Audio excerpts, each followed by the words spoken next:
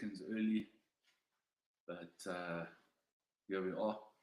So, welcome to everyone who's taking the time out of their day to give this a watch. If you're not watching live, you can see it on YouTube under the live um, logos on our YouTube channel, Prodigal Walking with Winners, Prodigal Ministries Walking with Winners. And please, if you're watching this, very important, don't forget to like, share, and subscribe so that we can get the message out to more people. If you are live, just pop me a message here to let me know if everyone can hear me properly and if the signal is coming through nice and strong. If you need to get hold of me at some point privately, there's my email address, dave@nodrugs, and you can get to me there. So today I want to talk about a conversation that I had on, not even a conversation, 2 or 3 comments that I had on Facebook during the course of last week. And it had to do with this case that's going on with Jocelyn that went missing, and some of the statements and some of the revelations that have occurred in the court case. And one thing that has come through really loud and clear in the court case is the fact that drug abuse was in all likelihood the greatest contributor to this tragedy. And when it came out that a friend of the mother who was involved in the crime told the court that the little girl had been sold to a witch doctor, Sangoma, and they'd been paid 20,000 rand for her. And then on top of that, it turns out that everybody in the place was smoking crystal meth. And then the comments started rolling. Which people are understandably very angry about this situation. You're talking about a beautiful young child that has been sold and is in all likelihood dead. So, sorry, unalived is apparently the word that you're supposed to use. But the reality is that this entire tragedy happened, in a drug-fueled mindset. And so the comments on Facebook, were going crazy, as they do, bring back, capital punishment, do this, do that, do the rest. So I posted there and I said, as long as the drug problem isn't dealt with in South Africa, as long as we keep sweeping this thing under the table, expect more of this and expect a lot more of it, particularly when, which we're already experiencing, drugs like fentanyl are already hitting our shores. And then some clearly highly intellectual, particularly in the terms of substance abuse, individual post there, you can't use drugs as an excuse for this. And really, when I read things like that, the frustration that overwhelms me is beyond human comprehension. I don't even get angry, I just get frustrated. I get actually sad to a certain degree, because no one is trying to give drugs the blame.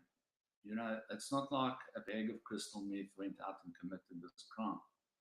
It was people that committed the crime and people that were using drugs that committed the crime. However, what people fail to acknowledge is that, generally speaking, unless you have lived in that world, you don't understand the mindset. You 100% don't understand the mindset of a bunch of people that are trapped in addiction, the way they think and the way they make decisions, and what is important and what is not important. So I'm going to give you an example from my own life about how people think when they're on drugs. So, as many people know, I was in the South African police in the late 80s, early 90s, right at the time when things were really making a dramatic turnaround in South Africa. So at that point, it was an exceptionally high pressure position to be working in. Now, is that an excuse? No, it's not an excuse. But that was the fact of the matter. And while this was going on, although I was widely regarded amongst my peers as being a very good policeman, I never acquired high rankings, I never did that type of thing. But when it came to doing the job on the street, people regarded me as one of the better informed and more experienced and able to get the job done type of police officers that were out there. And I was very happy, very, very happy being a cop. I enjoyed it. I enjoyed the action. I enjoyed the car chases. I enjoyed making arrests. I enjoyed putting bad guys away. I enjoyed all of that stuff. But at the same time, there was another side to the police, which was the political side of the police, which, pretty much forced us to go on border duty and these types of things, which to be honest with you, I also enjoyed. It was like almost like a holiday to be sent away off to the border for a couple of months, up in the bush, driving around in Caspers, just sort of patrolling and killing time, wasting time. Very sort of semi-relaxing type of scenario. However, at that time, within all the political uncertainty, particularly for us in the police, we didn't know, what would become of us should the country now finally turn around. What was going to happen to us? How were we going to be treated? Were we going to be in any kind of serious trouble? What was the situation going to be? Were we all going to be taken to the gallows and hung? We didn't know what was coming, and it was a massive, massive problem for us because we didn't know. We were completely insecure and uncertain of our future. And at the very, very same time, I started working in the drug unit of the Hillbrow Police Station, which was called Crime Reaction Unit. And part of our duties was working drugs and working serious violent crime in progress and infiltrating criminal syndicates and this type of thing. And while engaged in this process, I met up with a lot of unsavory, if you will, characters who turned out, strangely enough, to become very good friends of mine because my mindset changed. And my mindset changed primarily because these individuals, introduced me to drugs, and I started taking drugs. And not only did I start taking drugs, I became addicted, severely addicted to crack cocaine. And I went from being this solid, straight arrow type individual to being a corrupt policeman, And not only a corrupt policeman, it ended with me, committing a crime. Which ended with someone getting shot. And, ultimately led to my suspension and then a resignation from the South African police and to the streets where, I got involved in full-time crime and full-time drug abuse. So this is something that people need to start understanding is that, substance abuse and the use of, solid hard drugs can really completely twist the way you think. It can disconnect you from your morals. It can disconnect you from your ethics. It can disconnect you and even completely turn you into a sociopath, turn you against society, turn you against the norms of society. Where, the only thing that's really important is the use of drugs. There's nothing else that is important to you. Everything in your life, every single decision that you make is made around how is this going to allow me to continue doing what I'm doing, which is taking drugs. Everything takes second place to the drugs. So my pastor always explained it to us is that you engaged in a love affair.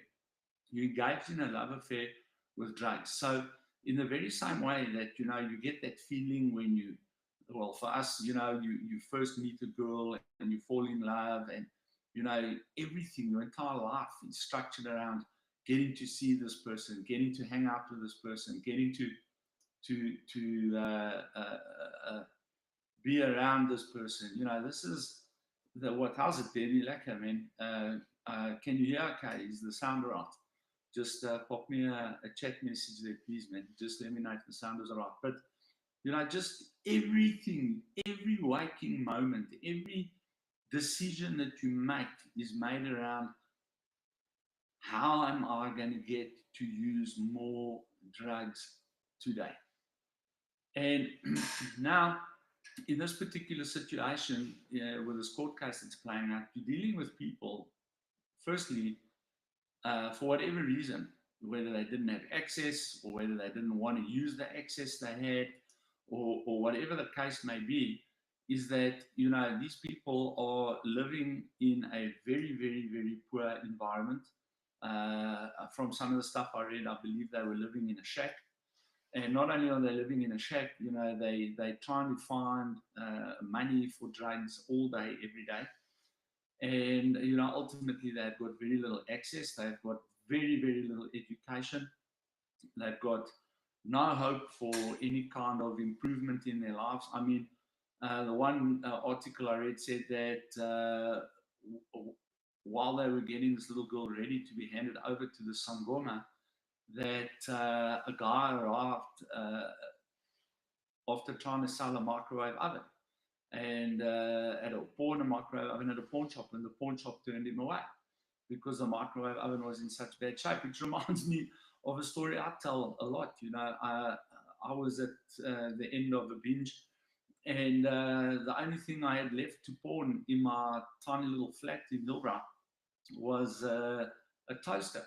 But this toaster looked like it escaped from a movie, like the Book of Eli, one of these apocalyptic movies. It was rusted, it was burnt, and because I'd used the copper wire on the toaster, to make crack smoking pipes, the cable on the toaster was literally let me have a look here. What's that? Probably about 6 or 7 centimeters long, so that when it was plugged into the wall, the toaster would actually literally hang off the wall. And, I went to go and try and pawn that for drugs, unsuccessfully, ultimately. But, when you're in that mindset, the mindset of, I, I can't even explain it to you. It's like a demonic drive that you have absolutely no control over. You have to use now, by any means, by whatever it takes. And, I've done some really stupid things in order to obtain the money to get the drugs, when in that mindset, particularly after you've been using 3, 4, 5 days non-stop. You're almost in a psychotic, psychopathic mental state. And I believe, and I've been in hotel rooms, as I said when I spoke to Ellen. If you haven't watched that particular interview, I would encourage you to go to our videos and go give that a watch. That'll also give you some insight. Here you're talking about a highly successful guy who's playing for some of the top football clubs in South Africa, ends up even getting a national cap, and ultimately turns his back on that for drugs. Very interesting conversation. So go have a look at that. Now, if drugs can do that to somebody, if drugs can pull people completely out of their career path, completely out of a situation where they're successful, and out of a situation where they're doing exceptionally well. Now imagine if you're living in a shack, an informal settlement somewhere in the bottom side of Cape Town, and you don't have money, zero money, you're pretty much hungry all the time. There's zero opportunity for employment because A, you don't have the education, and B, you're addicted to crystal methamphetamine, which, by the way, is one of the most addictive substances on the planet, if not the most addictive substance on the planet. You've got no hope of going to rehab because you don't have money. You have no hope of going to rehab because there's not enough space in the government rehabs, for all the people that need help. As you heard when we spoke to Loisa, some of the guys that he was in government rehab with had been waiting 2 years, 3 years, to get a place. And now you're in this position and somebody says to you, listen, I've got an out for you, that little girl, we're after that, 20,000 Rand. Now, let me tell you something. For a person who's in that position and in that predicament, 20,000 Rand is like $1 billion. Most of those people have never seen 20,000 Rand in one place, and now, you get this opportunity, you're high on meth, you're suffering, and, this is an out.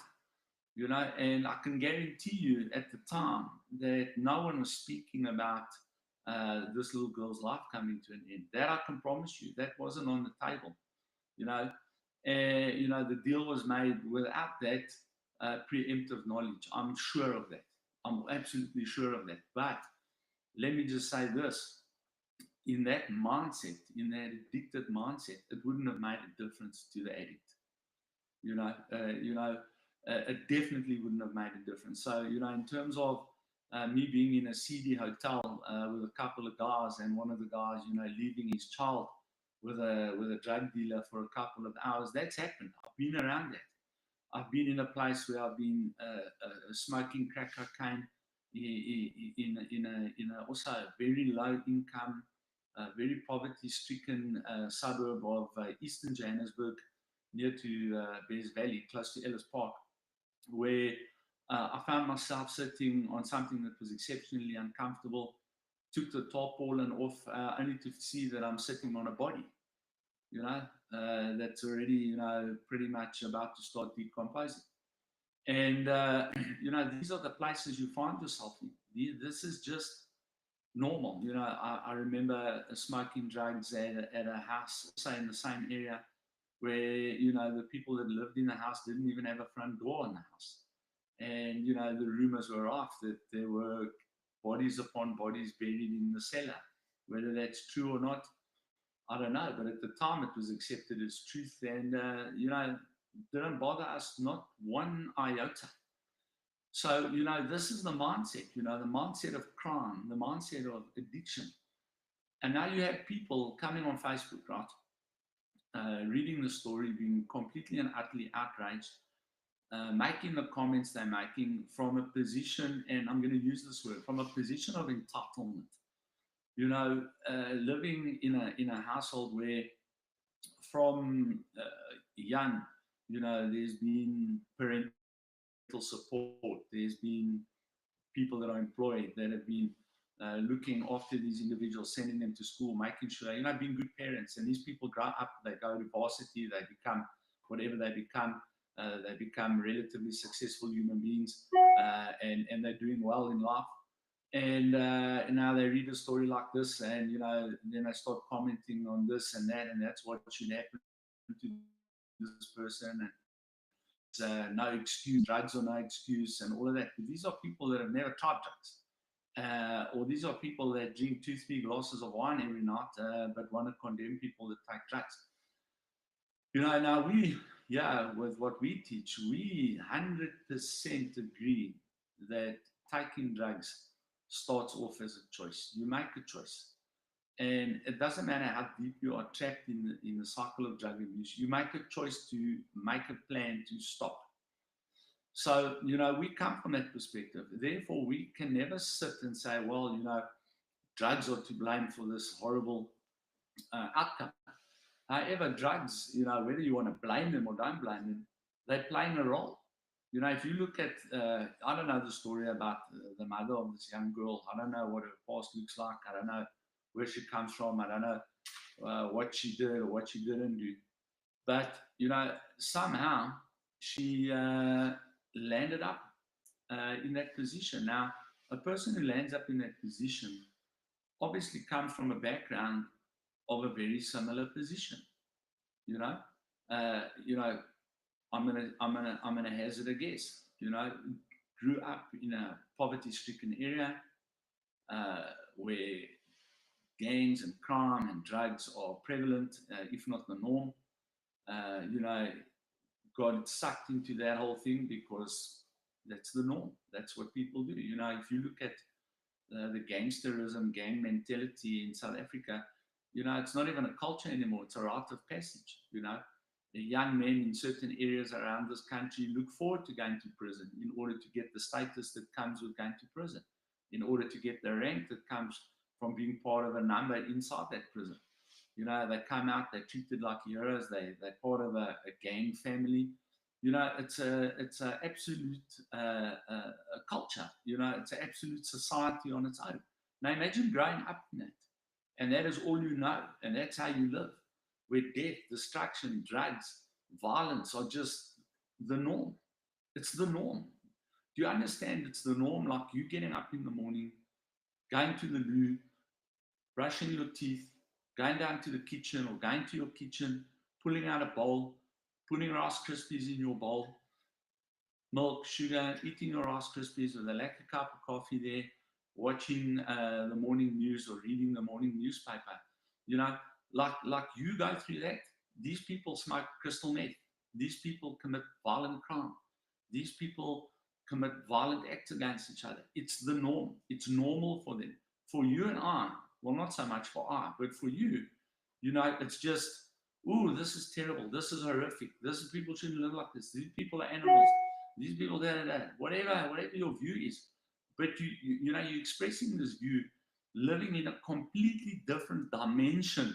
You're living in a completely different dimension to the way that these people think, these people operate, these people live their lives. You know, you think going out and pulling a gun on someone and taking what they want is a bad thing. These people celebrate that.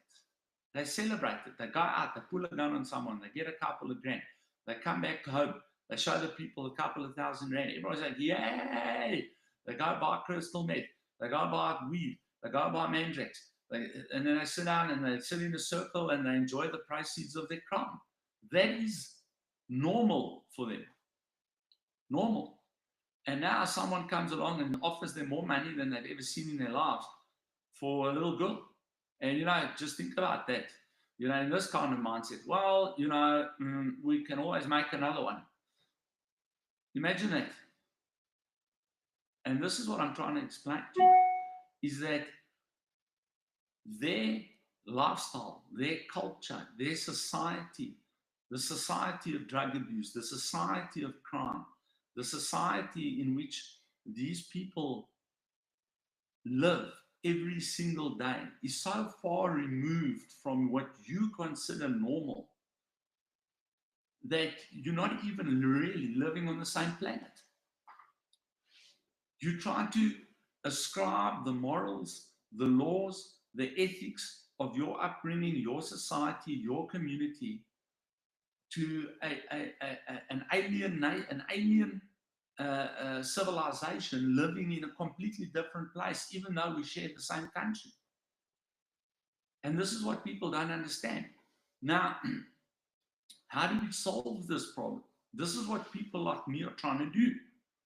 We're trying to solve the problem one person at a time, convincing one person, showing one person that the way that they're living is not normal.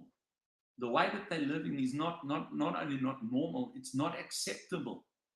And the reason it's not acceptable is because you cannot expect to treat other people like that when you yourself don't want to be treated that way.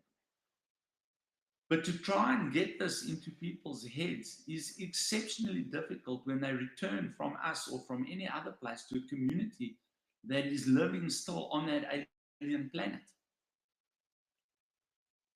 We as a society have to start getting involved with helping and educating these people to see that the way they're living that is not the best way of living, that there's a better life available to you. You don't need to sell your children for money to smoke drugs. You need to get off the drugs. And once you're off the drugs, hopefully you'll find the the need, the will to improve yourself. And once you start improving yourself, you'll start seeing that there's a better way of life available than the life of drug abuse. There's a better life available than the life of crime.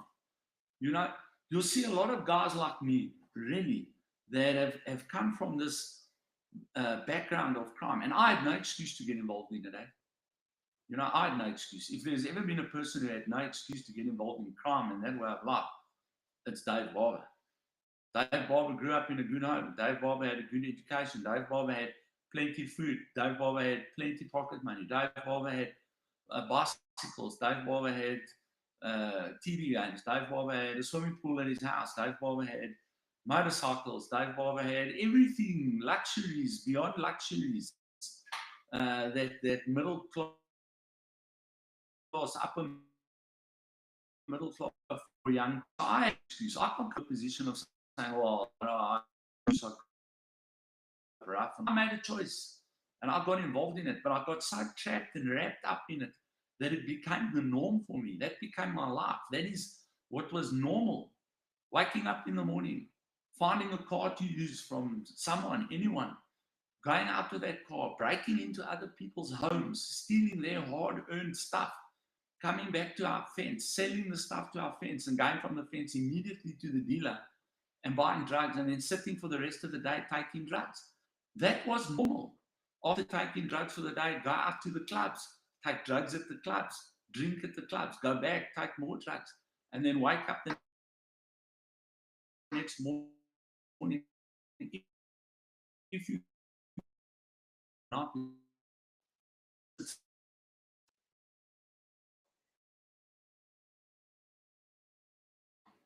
you know,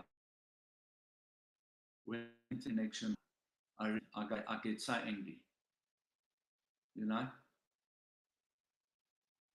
I'm waiting for the internet to reconnect you. Oh my goodness me. I can get so angry. Let me see if I can make a plan now. Okay, I see it's reconnected. So I was saying that, you know, this was normal. And it took an exceptional amount of effort and an exceptional change of attitude. But let me tell you what helped me. What helped me is when I met my wife, Isabel, and she was engaged in normal life. And I started experiencing normal life. I started seeing what is available through normal life.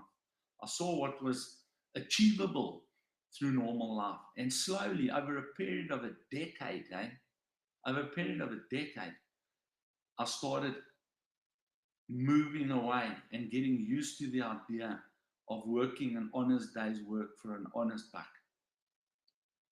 You know? And this is what it's going to take. We can't sit on the sidelines and condemn people because they're behaving what is in their minds normally. This is normal life. So what do we have to do? We have to get them to a place where we can teach them what normal life is. And I want to tell you, you cannot expect people that are unemployed. You cannot expect people that are living in the most horrific poverty to start understanding what normal life is. When you're driving around in a relatively good car to a relatively good place, you've got a job that you managed to acquire because you were able to get a decent education because you had parents that were hardworking people that managed to teach you the right way of life. These people have never had that. These people, most of their fathers are pushing life sentences.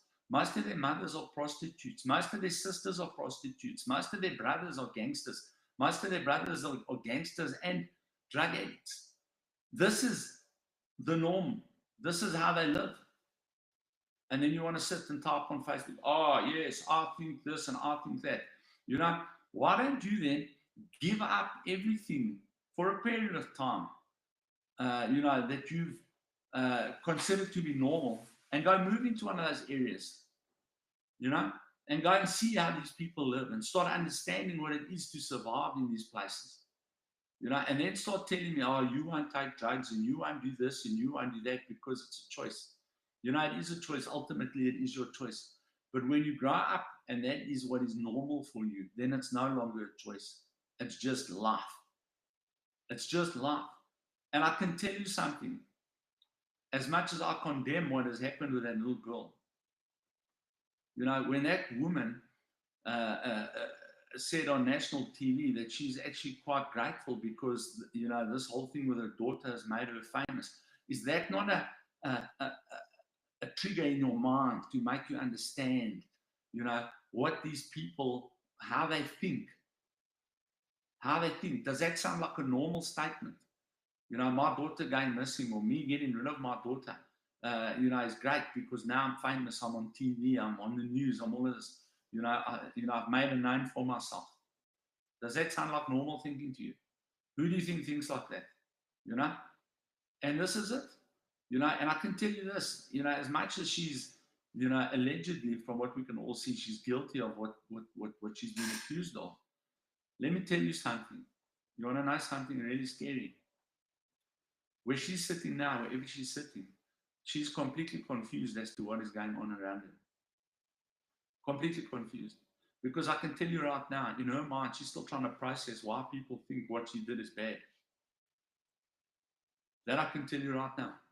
And it's going to take social workers and counselors and years of work to bring that woman to a place where she starts understanding that, hey, listen here, this is not acceptable behavior.